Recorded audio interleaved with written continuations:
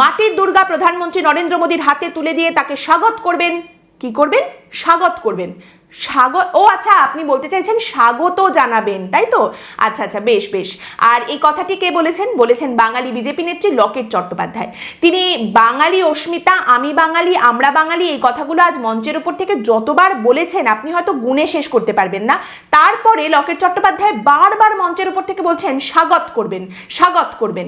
যাকগে, একটু বোধহয় বসে গেছে, একটু স্লিপ করে গেছে, কি আর করা যাবে। তো আজ দেখা গেল প্রধানমন্ত্রী নরেন্দ্র মোদীর হাতে প্রায় 5টি মতো দুর্গামূর্তি তুলে দেওয়া হয়েছে। মাটির দুর্গামূর্তি তুলে দেওয়া হয়েছে, তার সঙ্গে একটি স্বর্ণালী দুর্গামূর্তিও ছিল, সোনার নয় ধাতুর তৈরি স্বর্ণালী দুর্গামূর্তি। বেশ, এবং তার সঙ্গে দেখা গেল প্রধানমন্ত্রীর হাতে দুর্গা ঠাকুরের ছবিও তুলে দেওয়া হয়েছে। আগে শ্রীরামের ছবি ছিল।